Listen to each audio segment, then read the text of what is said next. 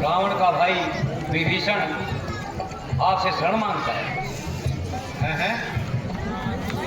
क्या कहा विभीषण? आखिर उसने ऐसा क्या अपराध किया जिसकी वजह से वह लंका छोड़ने पर बाध्य हो गया? भगवान, सुना है विभीषण रावण के इस कार्य को अनुचित मानता था और उसने रावण को कई बार समझाने का प्रयास किया और इस बात पर उन दोनों में तकरार हो गया और इस पर रावण का पारा 100 के पार हो गया और उसने विभीषण को अपमानित करके लंका से बाहर निकाल दिया।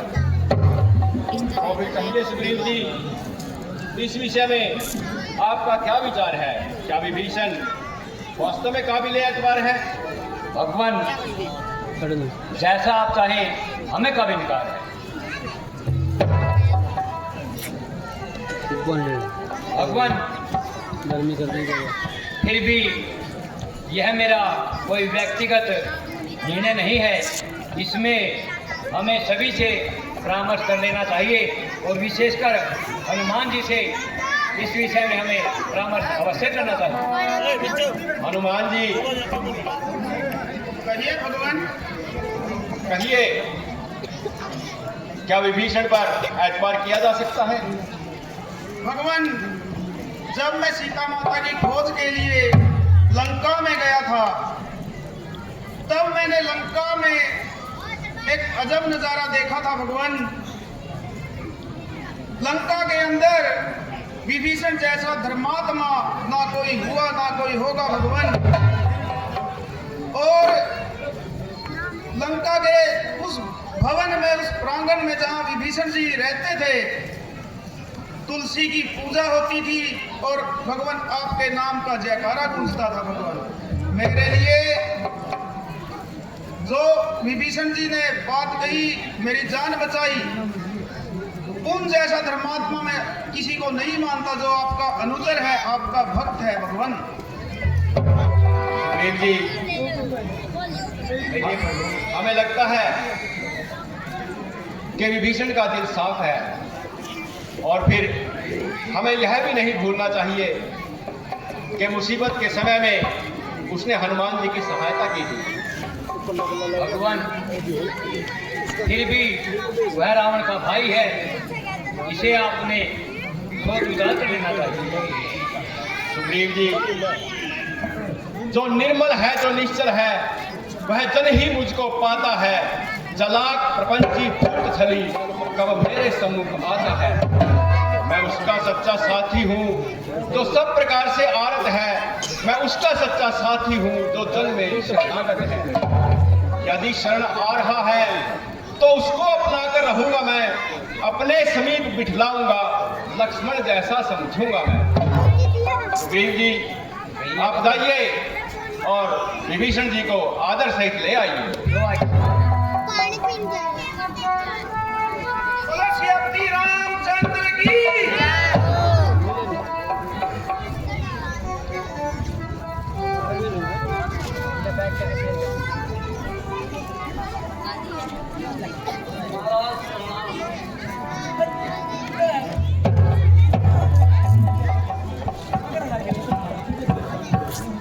हे भगवान, आपके अतिथि सत्कार से मैं कृतज्ञ हूँ। जैसा आपको सुना था उससे बढ़कर पाया है, जिसने अपने शत्रु के सगे भाई को सच्चे हृदय से गले लगाया है। कहिए लंकेश कुशल तो हो, घर में तो सब प्रसन्नता है। बतलाए मुझे, मैं हाजिर हूँ, क्या आशा है, क्या इच्छा है। तुम ज्ञानवान सज्जन होकर लंका में कैसे रहते हो, कैसे इस जीवन रक्षा कर अन्याय असुर का सहते हो। कहता हूँ सखा भाव से मैं, सब हाल कहो अपने मन का। मैं उसका सच्चा साथी हूँ जो इसने अपनापन मारा है। कहिए विभीषण जी, सब कुशल तो हैं? हाँ भगवान, सब कुशल हैं। निश्चल कुल में पैदा होकर मैं अब तक बहुत भरमाया हूँ। हे प्रभु, मेरी बहन कहो, मैं शरण आपकी आया हूँ। विभीषण जी, जी महाराज। हमने आप पर कोई एहसान नहीं किया। वास्तव में मुसीबत के समय में जब इंसान किसी के काम नहीं आता तो वो इंसान कहलाने के लायक भी नहीं है। हम आपकी प्रशंसा करते हैं कि आपने अपने दुष्ट भाई रावण का साथ छोड़ दिया है। हे भगवान, मैंने उस दुराचारी दुष्पापी को समझाने का बहुत प्रयास किया, लेकिन हर बार उसने मेरा उपहास ही उड़ाया है। वो तीनों लोगों के स्वामी कहलाने वाले और चारों वेदों के ज्ञाता, विश्व प्रख्यात प्रकामी राजा, एक ब्राह्मण के होते हुए भी उन्होंने एक लक्ष्मी जैसी सीता का अपहरण किया। इससे नीच काम और क्या हो सकता है। मैंने उनको समझाने का बहुत प्रयास किया कि भ्राता, आपके इस करतूत से हमारी लंका का विनाश हो जाएगा, परंतु जितनी बार में मैंने उनको समझाने का प्रयास किया, उन्होंने हर बार मेरा मजाक उड़ाया। हे प्रभु, इसलिए मैं लंका छोड़कर आपके शरणों में आ गया। विभीषण जी महाराज, यदि आप स्पष्ट रूप से रावण को जवाब दे चुके हैं तो हम भी आज से आपको लंकेश की उपाधि दे चुके हैं।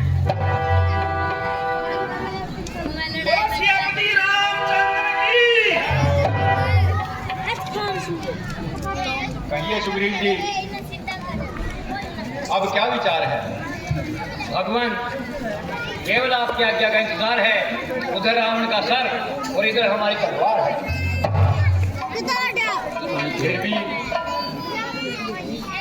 फिर भी मेरी एक सम्मति है, निज दूत प्रथम भेजा जाए, जो बैरी के दल का बल का सारा ही भेद लगा लाए। संभव है शत्रु सुलह कर ले, तब तो विचार यह सुंदर है, इस कटने मरने से पहले बैरी को समझाना बेहतर है।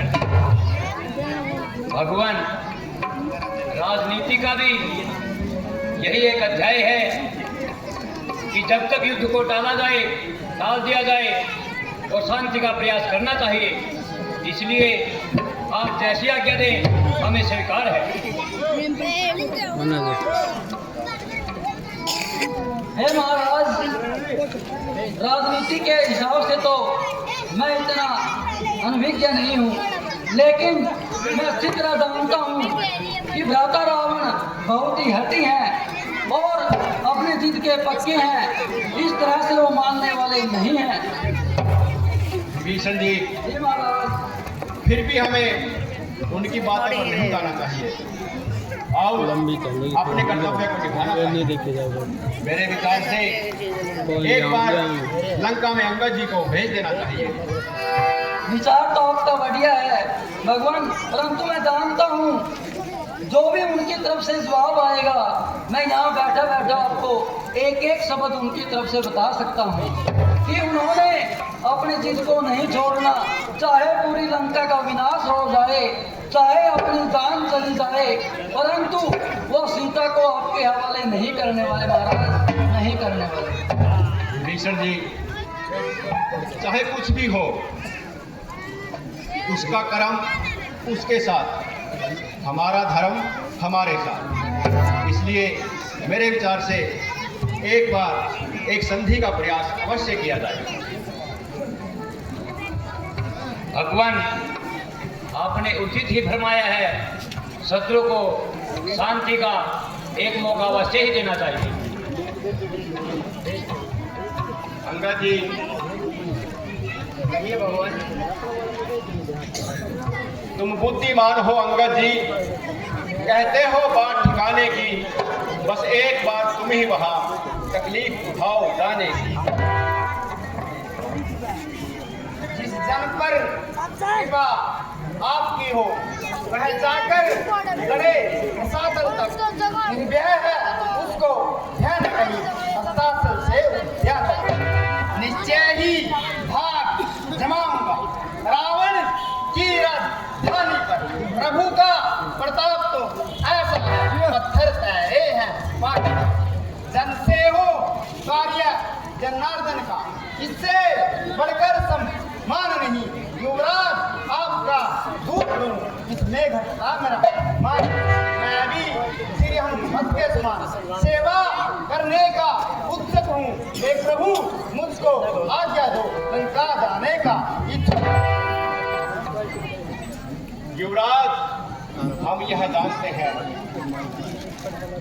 सब भांति समर्थ सबल हो तुम, बलवान बाप के बेटे हो, सब भांति समर्थ सबल हो तुम।